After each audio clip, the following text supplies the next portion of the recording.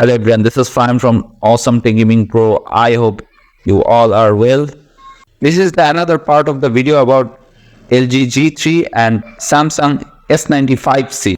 If you are new in my channel, then please subscribe and press the bell icon for future notifications and upcoming videos. I have another channel named Tech Gaming Villa, where I upload similar kind of tech videos like TV comparison, sound system, home theater. You can check and subscribe. The really arms race in full force, and if you are in the market for a new television, you will find two names at the top of the heap for 2023. The LG G3 and the Samsung S95C. And there's a reason these two names keep popping up. They simply blow away the competition. Both of these are top of their class, offer some of the best image quality in an OLED, and they're absolutely fantastic choices for your entertainment needs.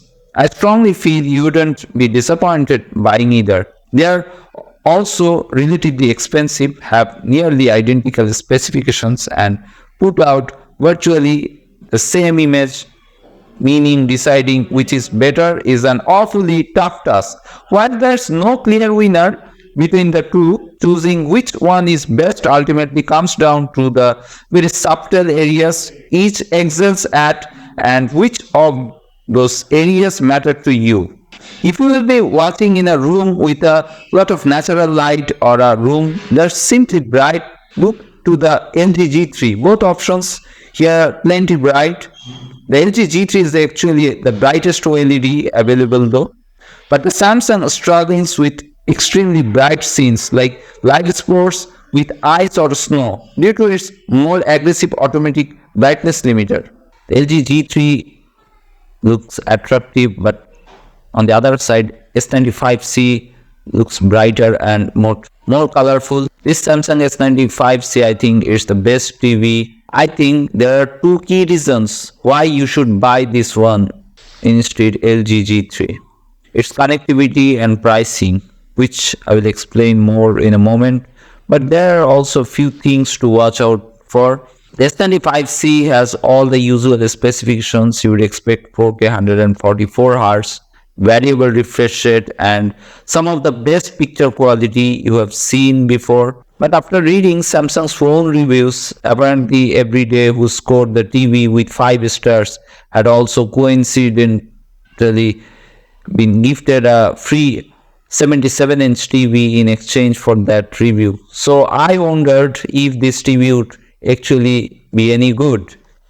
After a few weeks with 77-inch model of S95C, using it for both streaming content and playing on a PlayStation 5, Xbox Series X and Nintendo Switch, I thought I would share the thoughts on why you would think this is a great TV and one that you'd still pick over pretty much any other TV. The first thing that everybody who was walked into this room has noticed is the incredible picture quality on this screen. It is really obvious when watching content that has been shot in HDR. But regardless of whether you are watching movies, TV, HDR content or HDR content on this TV, it looks fantastic. The first movie, New Avatar, this film perfectly demonstrates the incredible performance of this screen. The picture quality, the black levels, the brightness, the HDR performance, all together it looks so nice. Black areas of the screen stay absolutely pitch black, while contrasting scenes with both bright objects and darkness can almost make you need to squint. It has been a noticeable step up from our previous Samsung LED TV and even a big step up from the LG C1. That, speaking of which, Dolby Vision, now when I first researched this TV, Dolby Vision was something that I watched mainly due to my experience of Dolby Vision content on the LG C1. But I have to say that after using the S95C, I am not missing anything. Content looks better on here than my Dolby Vision TV. So I don't personally get hung up on the fact that it's a missing feature, since you have still got HDR10 and HDR10 plus support on here as well.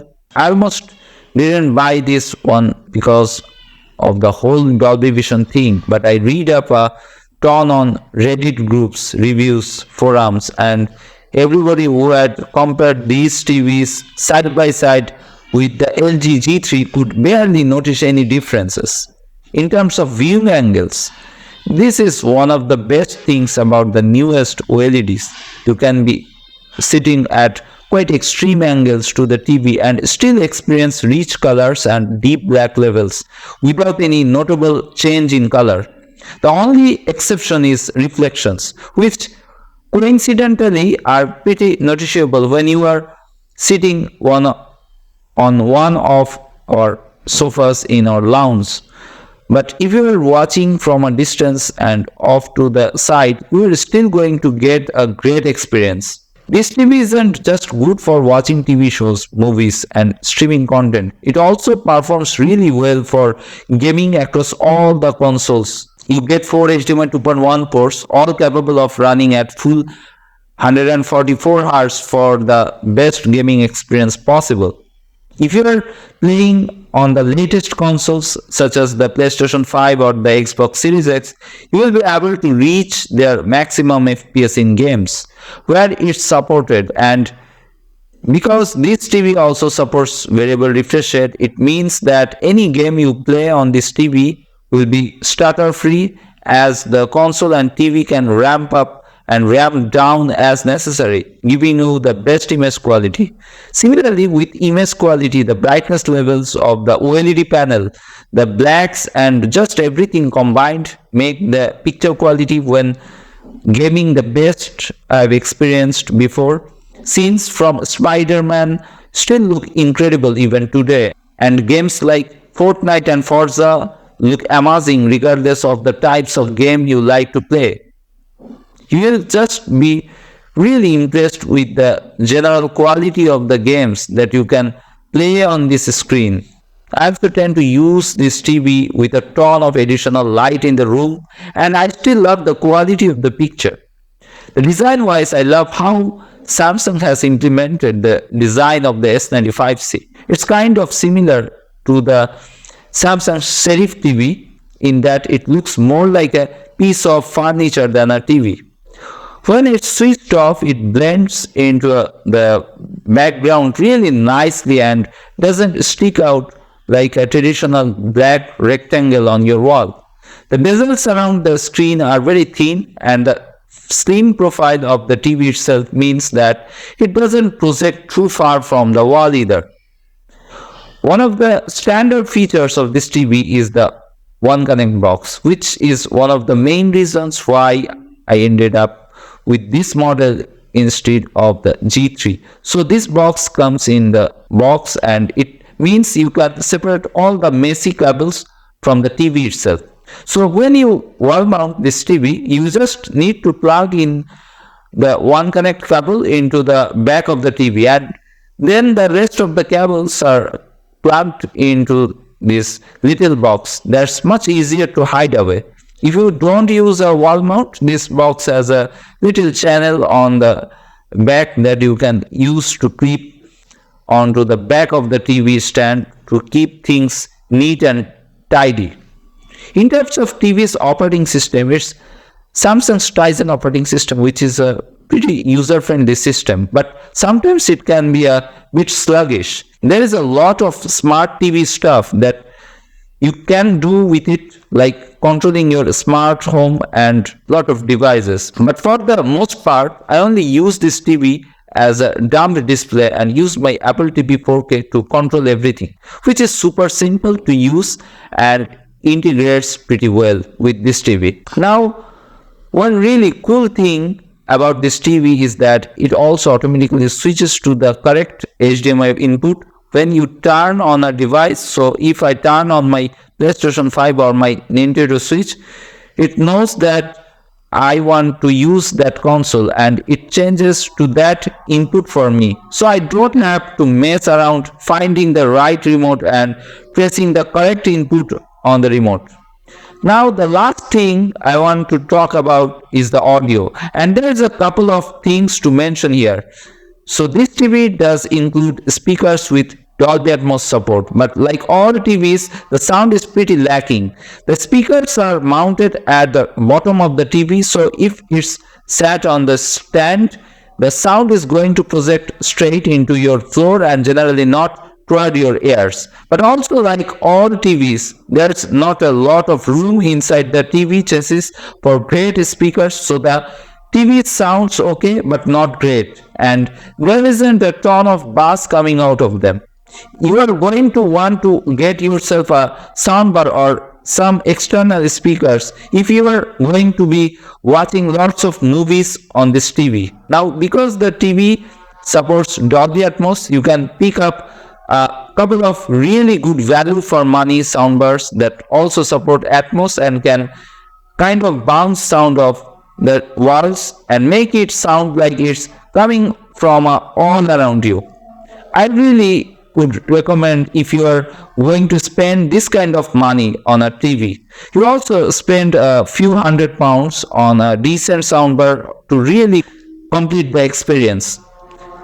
Now let's talk about its pricing. It's not a cheap TV, especially compared to a ton of other options out there, but I do think it offers incredible value considering the picture quality and the fact that it's also a pretty damn good gaming TV. I did a ton of research into this TV before buying it, and I couldn't find anything else that would be better value for the money. And if you want this size of TV that has HDMI 2.1, can do 144 Hz at 4K, has VRR support, and all of the other features that this TV offers, you are not going to find it for cheaper. I think the pricing of this TV is absolutely fair, and I didn't really expect it to be any cheaper. Considering that the LG G3, which is very similar in terms of specifications and picture quality, is actually more expensive. But finally, I do think that the Samsung S95C TV is a solid purchase.